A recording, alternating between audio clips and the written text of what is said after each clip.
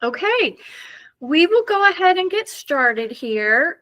Thank you for joining us. My name is Jamie Staten, and I'm the Family Engagement Specialist here at Trecca. We are recording this session, so we will be able to send it out for those that were not able to attend the live session. Today we have a few different topics that we are going to be covering. We're going to be talking about social emotional learning, our COMPASS curriculum, which is an SEL program for students, how to fight the winter blues, and then stress management. And we do have a few different staff members here that are going to help walk us through these topics. So at this time, I'm going to go ahead and turn it over to them.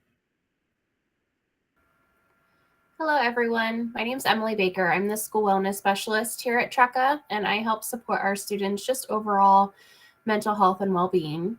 I'm going to start us off by talking about social emotional learning and kind of just explaining what that is. I'll be referring to it throughout as SEL as well.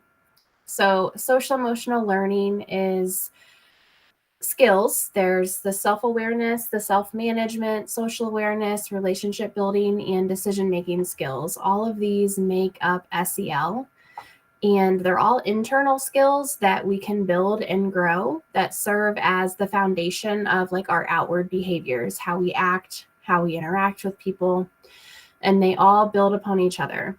So all of these skills are important so that we can be successful at work, at school, at home, and it's not something that we just automatically know how to do. It's something that takes a lot of work and a lot of intentional practice, and they build and grow over time. On the next slide here, it talks about how in 2019, the state of Ohio had put forth a SEL standards for schools in grades kindergarten through 12th grade. These standards were meant to be integrated into students' coursework and activities at school. So we're going to talk about how we did that at Trecca. This slide goes a little bit more into depth just to kind of give you a general idea of each of the 5 competencies in Ohio and the different descriptions that go with them. So for self-awareness, that allows someone to look at their own strengths and limitations. For self-management, it allows you to be able to recognize and navigate your emotions and behaviors across different situations and during times of stress. Social awareness allows you to consider other people's perspectives and the ability to empathize with what others are going through. Relationship skills, they allow you to work with a different group of individuals and work in groups, and the ability to communicate, whether listening or speaking, helping others. And then responsible decision making allows you to make constructive choices and understand the consequences of your choices and actions. So talking more about SEL at Trecca, kind of different things that we have implemented here. As a part of our One Plan goal, SEL assessments and instructions were added to our students' curriculum. This takes place in our students' social studies courses through grades kindergarten through 12th. We have 2 parts to SEL. There's an assessment part, which is just a questionnaire that allows students to answer different questions and give different perspectives on the way that they manage their emotions. And then on top of the assessment is the actual instruction, the lessons that the students are going to participate in. So participation in the assessments is optional, but we encourage students and families to participate so that gives us a better idea as a school to figure out how we can best support you and your individual SEL needs. And adult learning partners are welcome to sit with their students as they work through the lessons and as they take the assessments, because we know all of these things start at home and school just helps build upon those skills.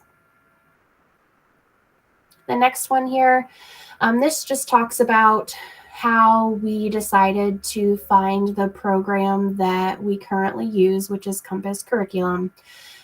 When we were researching and trying to find a program that we wanted to administer for all of our grades, These are some of the things that we kept in mind. We wanted to find something that was aligned to the CASEL framework, that is a leading SEL organization, and we wanted it to all tie together to the Ohio SEL standards that they had put out for schools. Since we are a synchronous school, we wanted it to be something that could be easily administered online and that we could still pull data from so that we can best support our students from the data that is being collected in that program. And then we wanted to be able to have lessons and assessments so that we can provide instruction to our students. So again, I kind of briefly mentioned this, but the program that we now use for SEL is called Compass Curriculum. It is a K-12 program, so all of our students are utilizing the same program. In there, students are encouraged and they are assigned weekly SEL lessons that will continue on throughout the school year. And then there's 3 assessments that take place, one at the beginning of the school year, one at the middle, and then one at the end, to continually monitor the growth that the students are having in all of the programs, and just to ensure that the lessons are helping. And then, as always, we always encourage learning partners to work with the lessons, work with their students through the lessons and the assessments. You can find Compass Curriculum by logging into Clever. This little image here is what you will see when you log into your Clever account, and that's the icon that you're going to want to click on. Once you get to Clever, you're going to be signing in with your Brightspace username and password. But if you have any questions or you can't find anything, you can't find Compass, or once you're in Compass, you can't locate where your lessons are or where to begin working, please feel free to email our work group at selw@trecca.org. And then next up, I'm going to hand it over to Ty to talk to you about how to support SEL at home.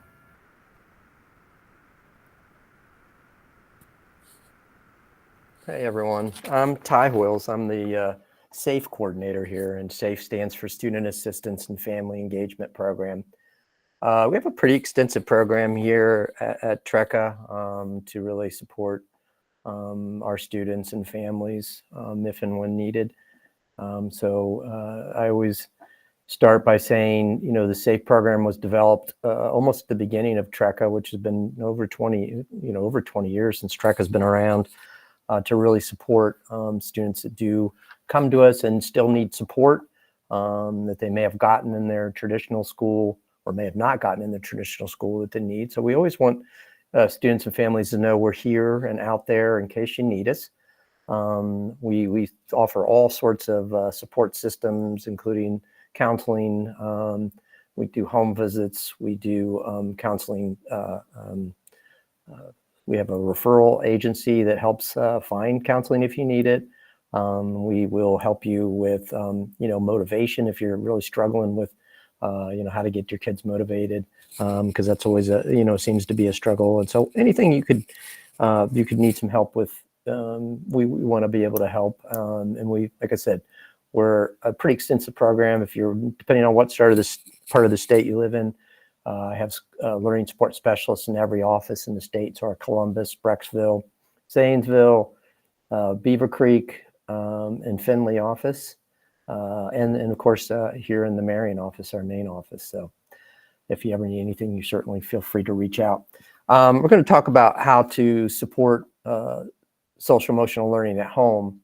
And the first thing is self-care. And that's not only for the child, but for yourself, to take steps to take care of themselves by implementing a wellness practice that works for them, going for a walk, exercising, drawing, what puts the student in clear mindset and lets them reset from working on school or dealing with stressors. I'm an avid runner. I have been for a really long time. And I had, when I worked in protective services for many years, it was a very stressful job.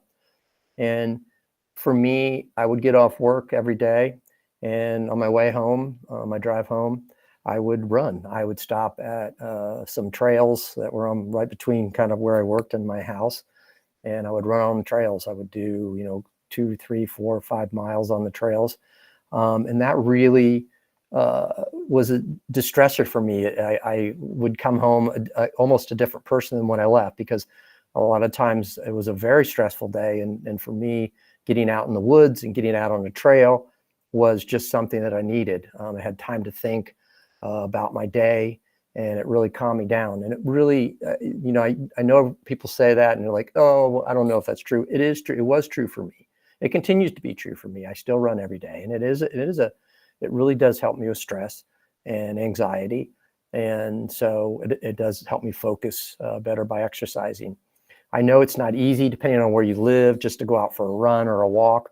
But if you can, if it's better for your child to, or even for yourself, to just do a walk around the block or 2 blocks or whatever, in between, like if they're struggling with anything at home or struggling with their schoolwork, you've got an hour or 2 in and there's something that's, bothering your child, then, you could do it together, but go for a walk around the block to get fresh air, to get out of the house a little bit.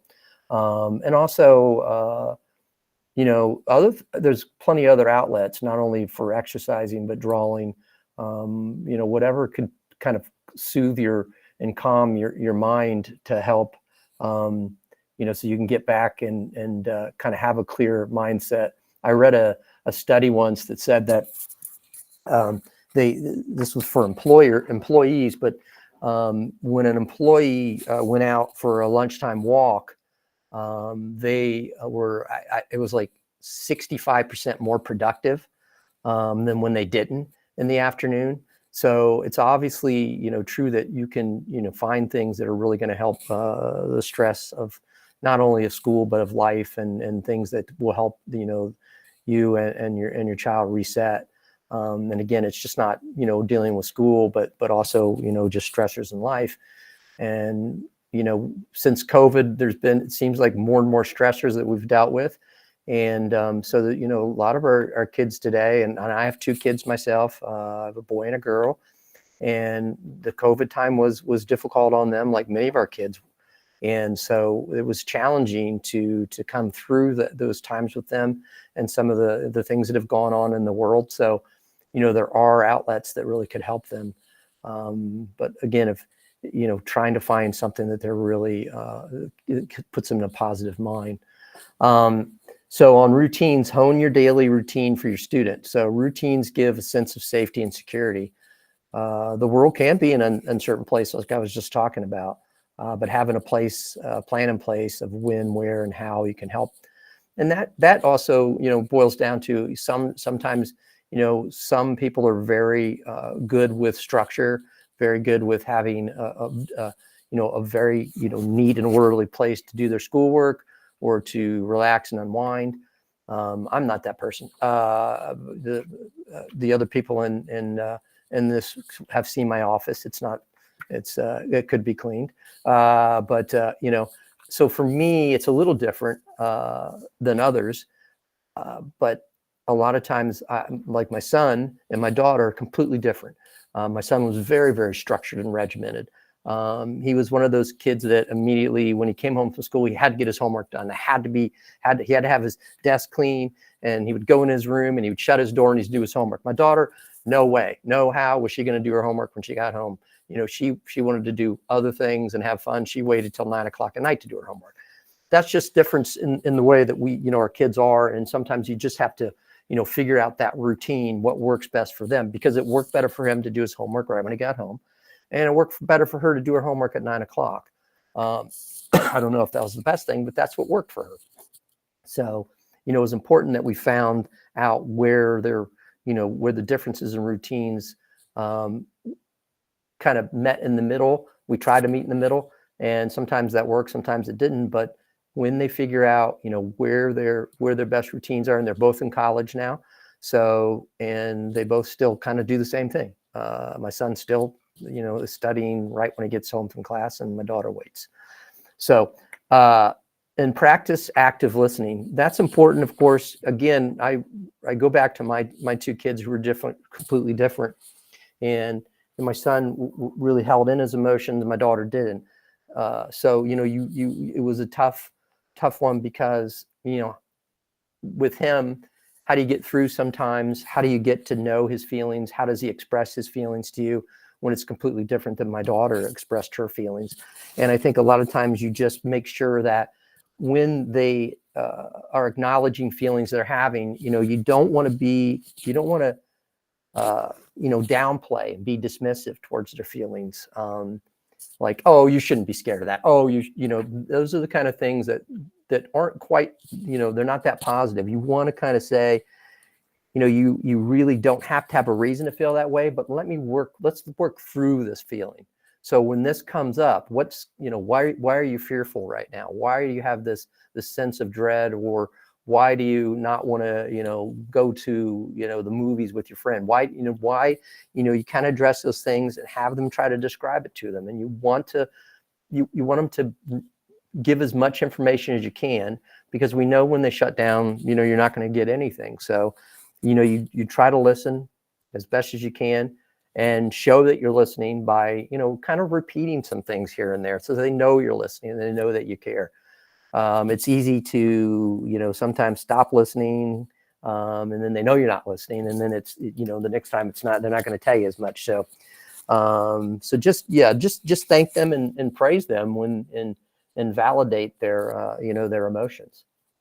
Again, if they need help, if your children are struggling to identify their feelings, like I was saying before with my son, he was not good at all expressing his feelings. It was more like, trying to crack the window to get in there, to get into him, to get through to him that, we need to, help you with whatever you're struggling with.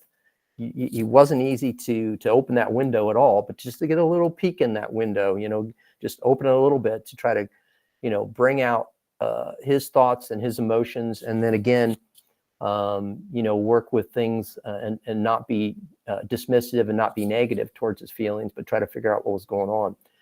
Younger children are really hard, of course, to describe their emotions. And sometimes it's as simple as maybe having your child, if it's a young child that's not, really good at expressing themselves yet, have it, draw a picture, have them draw a picture of themselves and point to what areas, maybe like if their stomach is bothering, like, boy, I have butterflies in my stomach. They can maybe point to their stomach and you can say, what's going on with your stomach, or what's going on with your head, and things like that. So, try to have them identify if it has to be in, just pointing at things, or of course, just telling you little things about themselves, that you can kind of go from there and ask it kind of open-ended questions and then have them, give more information about what they're feeling. And then engage in creativity again, together. So times, set aside. So, it could really, especially in today's age, I for a long time, my daughter played soccer, and one of the dads that was on his daughter was on the team is a psychiatrist. And so we'd talk about, kind of the feelings of kids, and he would go into homes a lot, and he would say that, he'd go in there and he would, and they're like, well, I'm not communicating well at all with my child.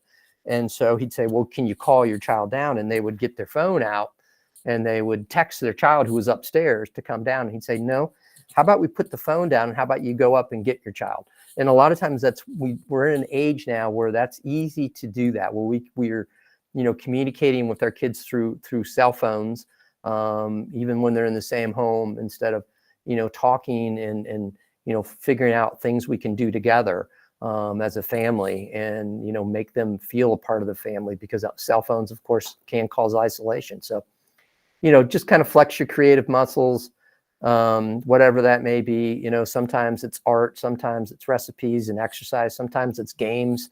My family, we used to play, board games in the evenings, and that would bring us together. And I know it's like board games, sometimes a lot of people don't like to do those, but once you get in the board game, they get fun, or card games. And then celebrate. Research shows that when we stop to recognize the good things in life, no matter how small, we can develop more resilience to the negative things. And it's like small rewards. When you feel your kids have done something, we get students here that came from a traditional brick and mortar school, and they weren't doing assignments, they weren't taking tests, and it's hard to get them back on track. But when they do little things, we have to make sure we pat them on the back and say, this isn't quite, as much as we need, but it's a small step, and any little small step can be really helpful to make sure you're letting your child know and the student know that they're on the right track. And I think, a lot of times, some of these kids have never heard real positive things. So try to stay positive, try to, pat them on the back, like I said, when you can. And when things like I was talking about my son, when I could crack the window open just a little bit, that was a positive thing that we always thanked him for letting us in that little tiny window. So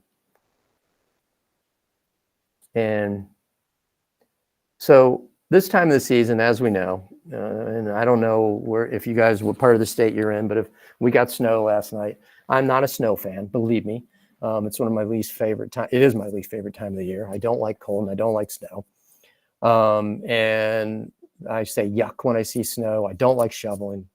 And so for me, it's a struggle. I'm here in my office in Marion, and I have right now 1, 2, 3, 4, 6 lights in here. And my overhead lights aren't even on at the moment, which will make it even brighter. But I'm one of those people that, I like a lighter time. I like the summer. I like the spring when it's light out and it's light longer. So I try to do things again that will help. For me, going back to exercising and working out, and then having a little additional light going on in my room, at home, or my lights here at work really help, because it is a challenge sometimes, especially with younger and teenage kids, because they do become less attentive. They withdraw because of the shorter days, the cold temperatures. You feel more cooped up, obviously. You're feeling more anxious and have more depressed thoughts. There's no doubt about that. So when those things come up, it's really imperative that you really push things like, more when there is sunlight, get outside and enjoy the sun and activity and a better diet. Sometimes eating heavier foods in the winter makes it even a little harder. But activity again, I still run outside every day of the year, on the coldest day and on the hottest day, and again that keeps me kind of focused. But if it's too cold to go out, if you don't have the layers, do whatever you can. If you have a treadmill, if you have something you can walk on, or even if it's just simple, a couple of walks around the block or anything you could do, or go to a gym. If there's gyms around, and walk in the gym or walk in a mall.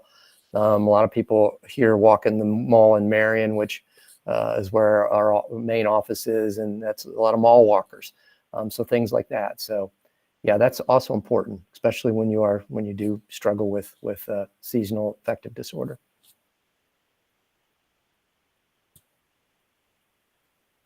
And I'm handing over to Amanda Varney. So thanks, everyone. Thanks for listening. And if you need anything, let us know. I'm Amanda Varney. I'm the Student Pathways Coordinator here at TRECA. I'm part of the school counseling team. So now we've talked about, best practices to handle stress. Let's talk a little bit about what does stress look like, as it looks different for each person. And when it's time to intervene. So stress is the feeling of being overwhelmed or unable to cope with mental or emotional pressure. Stress is also normal.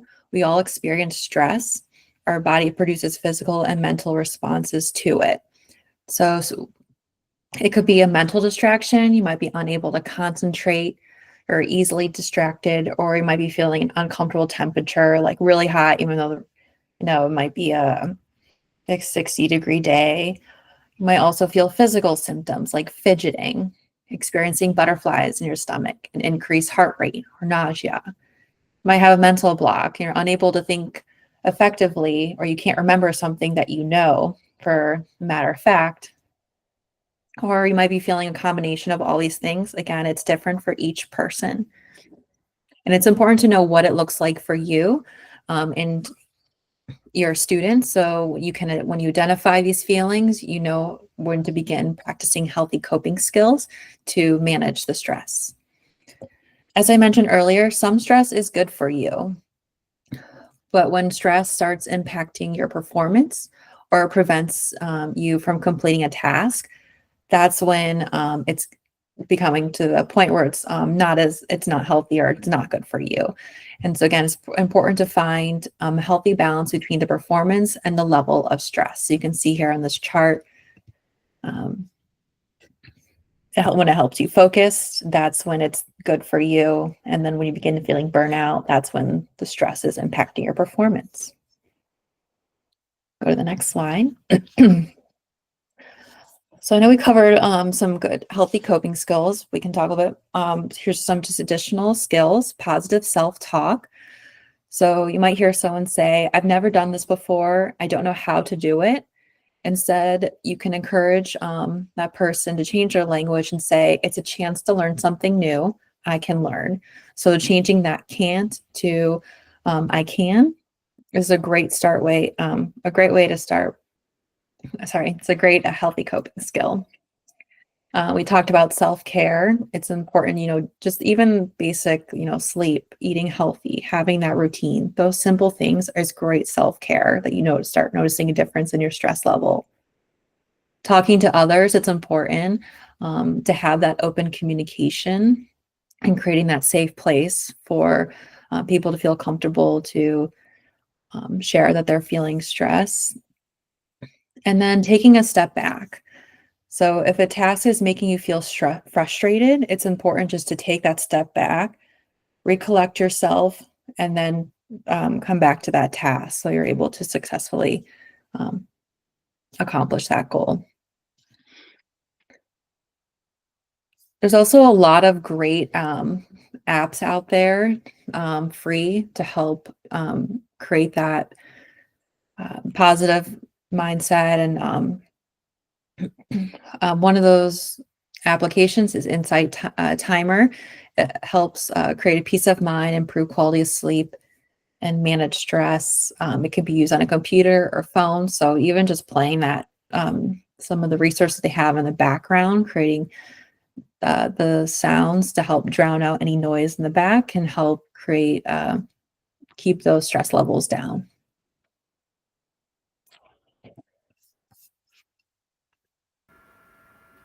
I'm going to talk about our resources that we have to support our students and families here at TRECA. These are things that we already have in place. The first one is called CareSolace. So CareSolace helps families get connected to counseling services. Staff can either refer a student or families can self-refer themselves. Once staff have submitted a referral or once families have self-referred themselves, what's called a care companion that are staffed through CareSolace. A care companion will help support them throughout the entire process. So it'll help you to find different counseling agencies that are near you, or they can look into remote options so that you can do the counseling at home.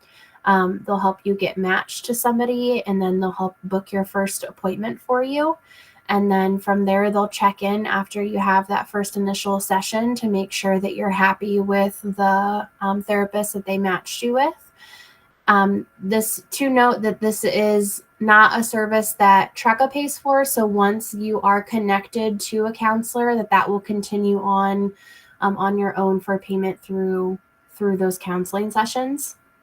It's just meant to help alleviate the researching, the calling around to different counseling agencies, potentially being put on a wait list. CareSolace helps remove that barrier for families. And if you want more information on CareSolace, you can find that through the main office in Brightspace.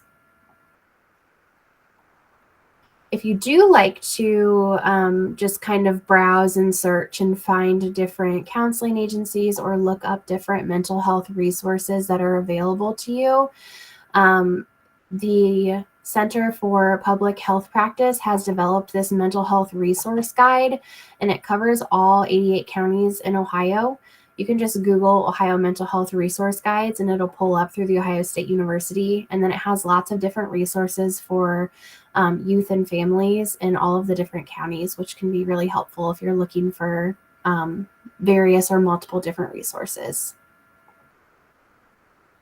Another resource we have, this is more of like a self-guided resource. It's in your students' Brightspace. There's a mental health and wellness resource class. It has just a bunch of different self-guided materials for students to look through. As you can kind of see here, it talks about, there's anger management resources, how to build healthy coping skills, information on grief, information on healthy relationships and setting boundaries.